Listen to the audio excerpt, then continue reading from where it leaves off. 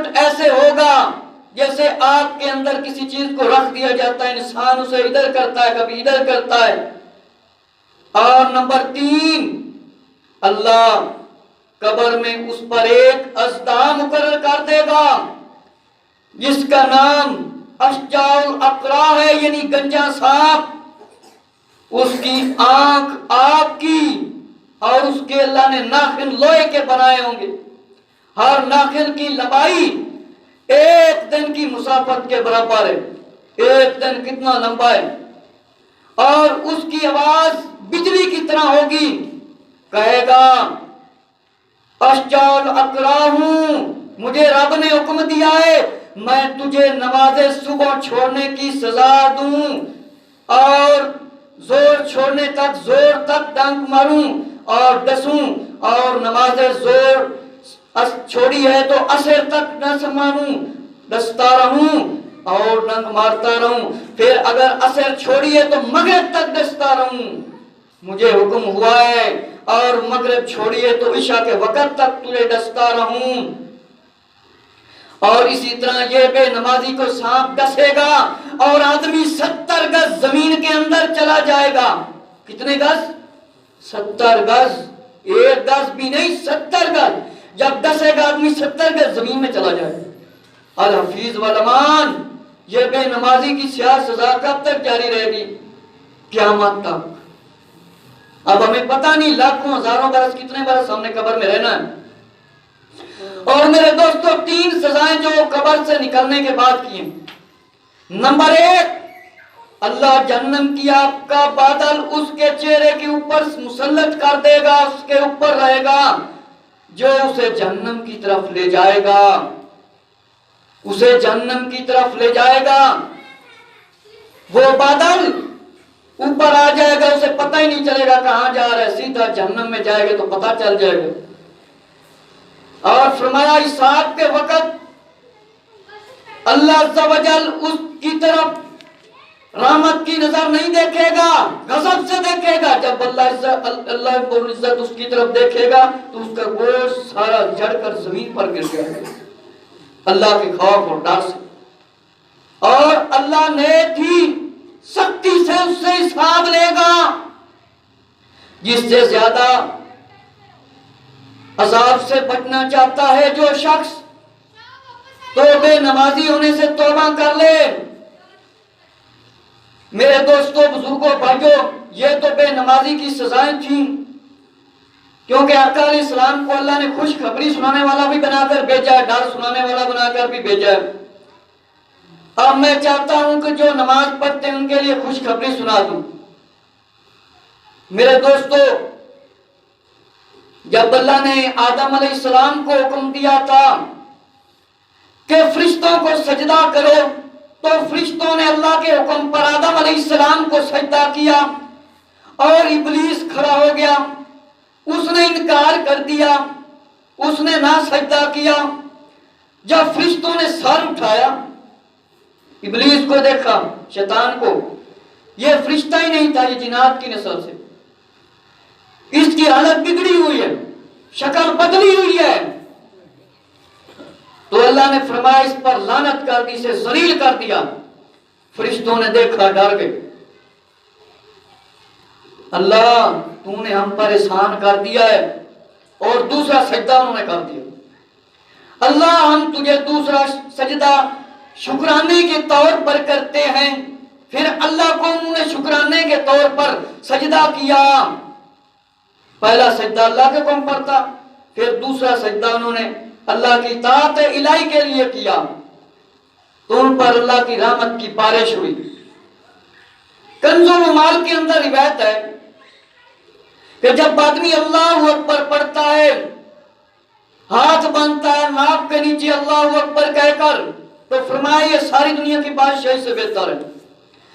اور فرمایا یعنی ہر چیز کا خلاصہ ہوتا ہے، اور ایمان کا خلاصہ نماز ہے، اور نماز کا خلاصہ تکبیر اولیٰ ہے۔ اور فرمایا جب بندہ اللہ اکبر کہتا ہے تو یہ تکبیر زمین اور آسمان کے درمیان رہنے والی مخلوق کو خوش کر دیتی ہے۔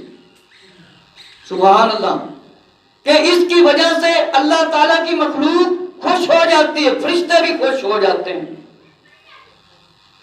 اور فرمایا نماز کی پہلی تکبیر میں جماعت کے ساتھ جو شامل ہوتا ہے اللہ کی راہ میں 1000 اللہ کی راہ میں ہزاروں قربانیاں دینے سے بہتر ہے۔ پہلی تکبیر اللہ اکبر، آقا علیہ السلام نے کیا فرمایا؟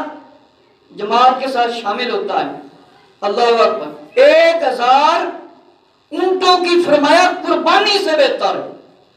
کتنا بڑا ثواب ہے۔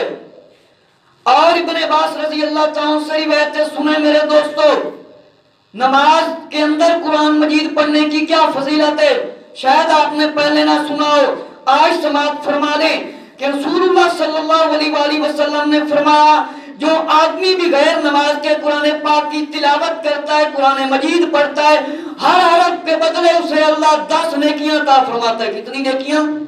کتنی؟ 10، زور سے کہیں کتنی؟ 10 نیکیاں میرے دوستو۔ اور فرمایا اور 10 گناہ معاف کر دیے جاتے ہیں، اور پڑھنے والے کے 10 درجے بلند ہو جاتے ہیں، اور جو 1 حرف قرآن کا نماز کے اندر پڑھتا ہے، اس کے اندر نماز کے اندر سنیں، اسے 50 نیکیاں ملتی ہیں۔ نماز کے علاوہ 1 حرف پڑھتا ہے تو کتنی نیکیاں؟ 10۔ جب نماز کے اندر کھڑا ہو کے کہے الف اور لام کا ہے تو کتنی؟ 50 اور 50 کتنی ہوگی؟ 100۔ تو دیکھو میرے دوستو، جب نماز کے اندر پڑھتا ہے تو 50 نیکیاں ملتی ہیں، اور اس کے 50 گناہ معاف کر دیے جاتے ہیں۔ کتنے گناہ؟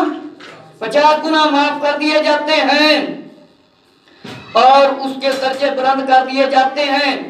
اور جو کھڑے ہو کر نماز میں قرآن پڑھتا ہے تو اس کو ہر حرف کے عوض بدلے میں 100 نیکیاں ملتی ہیں، آقا علیہ السلام نے فرمایا، اور اس کے 100 گناہ معاف کر دیے جاتے ہیں، اور اس کے جنت میں 100 درجے بلند کر دیے جاتے ہیں۔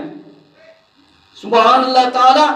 اور ابن عباس صحابی رسول صلی اللہ علیہ وسلم سے روایت ہے کہ فرمایا آقا علیہ السلام نے اس شخص کو مثال جو امام کے ساتھ الحمد کے شروع میں داخل ہو جاتا ہے، ایسا ہے جیسے کوئی آدمی کافروں پر فتح حاصل کر کے جنگ میں شامل ہو جاتا ہے، جہاد میں شامل ہو جاتا ہے، تو اس شخص کی جو الحمد کے آخر میں امام کے ساتھ ملے، جیسے کوئی شخص کفار کے قبضے والے علاقے کو فتح کر کے آ گیا، شامل ہو گیا۔ تو اور سنیں، علامہ سیوطی رحمت اللہ تعالی نے فرمایا بندہ جس وقت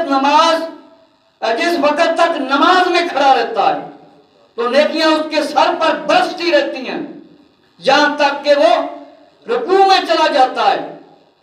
اور ابو امامہ رضی اللہ تعالیٰ سے روایت ہے جب بندہ نماز کے لیے کھڑا ہوتا ہے تو اس کی خاطر آسمان کے دروازے کھول دیے جاتے ہیں، اور جو پردے اور حجاب ہوتے ہیں وہ ختم کر دیے جاتے ہیں، اور اس کی نماز اللہ کے حضور حاضر کر دی جاتی ہے۔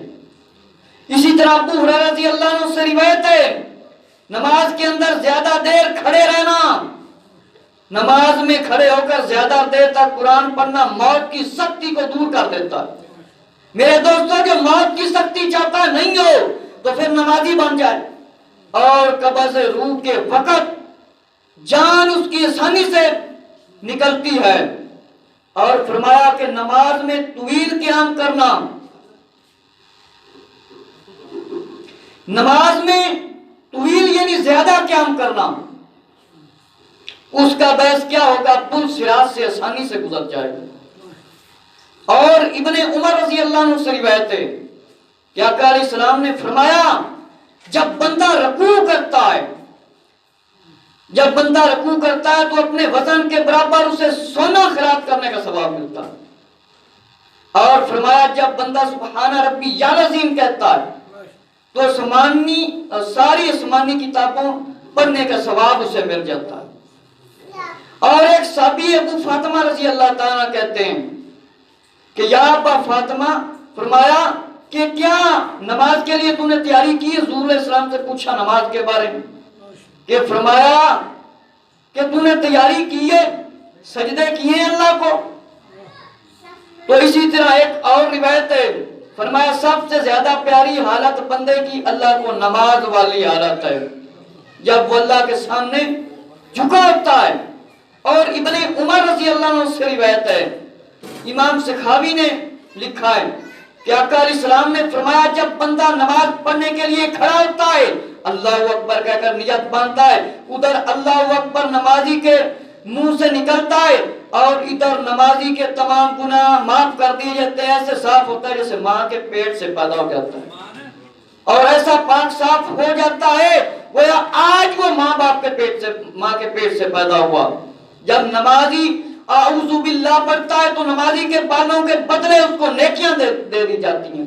جب الحمد شریف پڑھتا ہے تو گھر بیٹھے ہوئے اس کو حج اور عمرہ کا ثواب مل جاتا ہے۔ جب رکوع کی حالت میں سبحان ربی العظیم کہتا ہے تو اللہ تعالیٰ اس بندے کو نظر رحمت سے دیکھتا ہے، اور پھر جب بندہ نماز میں سجدہ کرتا ہے تو تمام جنوں اور انسانوں کے برابر اسے ثواب دے دیا جاتا ہے۔ پھر سجدے میں سبحان ربی الاعلیٰ کہتا ہے تو غلام آزاد کرنے کا ثواب ملتا ہے۔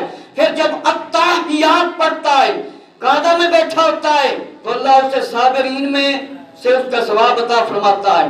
پھر جب نمازی سلام پھیرتا ہے تو جنت کے 8 دروازے اس کے لیے کھول دیے جاتے ہیں، یعنی اس کو اجازت ہوتی ہے جس دروازے سے چاہے چلا جائے۔ اور فرمایا نماز جنت کی کنجی ہے، اور آقا صلی اللہ علیہ وآلہ وسلم نے فرمایا جب کوئی نماز اول وقت میں پڑھتا ہے تو فوراً نماز نور بھر کر اللہ کے آگے عرض کرتی ہے، نماز ادا کرتا ہے، نماز نور بن کر عرض کرتی ہے، پھر اس دن سے لے کر قیامت تک کے لیے اس کے لیے دعائے خیر کرتی ہے۔ تو یہ نمازیوں کے لیے، اور کہتی ہے اللہ اس نے مجھے پڑھا، اللہ تو اس کو نجات عطا فرما۔ اور اللہ تعالیٰ فرمایا آقا علیہ السلام نے، آقا علیہ السلام کے فرامین کا خلاصہ ہے کہ فرمایا جب کوئی بندہ مومن نماز پڑھتا ہے تو وہ اس کی نماز بارگاہ الہی میں مقبول ہو جاتی ہے، اور ایک فرشتہ پیدا کر دیا جاتا ہے جو کہ قیامت تک اس کے لیے اللہ رب العزت سے معافی مانگتا ہے۔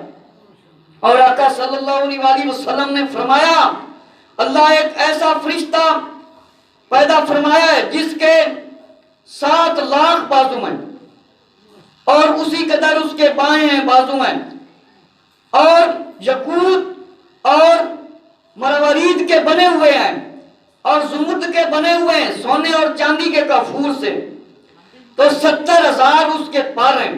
میرے دوستو، تو اس سے عجیب قسم کے آوازیں نکلتی ہیں، نغمے، دنیاوی نغمے نہیں، جیسے جنت کی حوریں گاتی ہیں۔ بس یہ چند روایتیں سنا کر میں ختم کرنے لگا ہوں۔ اور فرمایا کہ جنت کی حوریں دیکھنے لگ جاتی ہیں اور کہتی ہیں حضرت محمد صلی اللہ علیہ وآلہ وسلم کی امت پر نماز کا وقت آ گیا ہے۔ تو فرشتے پوچھتے ہیں، حالانکہ وہ سب سے زیادہ اللہ علم والا فرشتوں سے پوچھتا ہے، تم کیوں خوش ہو رہے ہو؟ فرشتے عرض کرتے ہیں شہنشاہ کون و مکان، تیرے حبیب صلی اللہ علیہ وآلہ وسلم کی امت کے سب لوگ اپنا کاروبار چھوڑ کر نماز کے لیے تیار ہو گئے ہیں۔ اس وقت اللہ تعالیٰ فرماتا ہے تم گواہ رہو، میں نے اپنی رحمت سے ان سب نمازیوں کو منظور نظر فرما لیا ہے اور ان کو مقبولوں میں شامل کر لیا ہے، اور انہیں سر جھکا لیتی ہیں اور سجدے میں گر جاتی ہیں۔ اور فرمایا علامہ عبدالرحمن صفوری نے کہ جب نماز کا حکم ہوتا ہے تو شیطان ایک دردناک چیخ نکالتا ہے، آواز نکالتا ہے، اس کی چیخ سن کر اس کے دوست شیطان جمع ہو جاتے ہیں، پریشانی کے عالم میں اسے پوچھتے ہیں تجھے کیا ہوا شیطان، تو کیوں پریشان ہو گیا ہے؟ وہ کہتا ہے مجھے سجدہ کرنے کا حکم ہوا تو میں نے نہ سجدہ کیا، اب یہ نماز پڑھنے لگے ہیں جس کی وجہ سے مجھے پریشانی ہو گئی ہے، اب تم سب لوگ مل کر کھڑے ہو جاؤ، اس نمازی کے قریب کھڑے ہو جاؤ، کوئی دائیں جانب کھڑے ہو جائے، کوئی بائیں جانب کھڑا ہو جائے، اسے کوئی خیال لائے اور کبھی کوئی خیال اس کے دل میں لائے، یہ نماز پڑھ لے گا تو ہمارا بیڑا غرق ہو جائے گا۔ میرے دوستو، بھائیو، بزرگوں، نماز کے بے شمار اور بھی فوائد ہیں۔ انشاءاللہ تعالی آئندہ جو 11ویں شریف کی محفل ہوگی اس میں آپ کے سامنے بیان کروں گا۔ اللہ رب العزت سے دعا ہے جو میں نے آپ کو سنایا اور جتنے حاضرین نے سنا اور جہاں تک آواز گئی ہے، ہمیں نماز پڑھنے کی توفیق عطا فرمائے اور جو سنا ہے اس پر عمل کرنے کی توفیق عطا فرمائے۔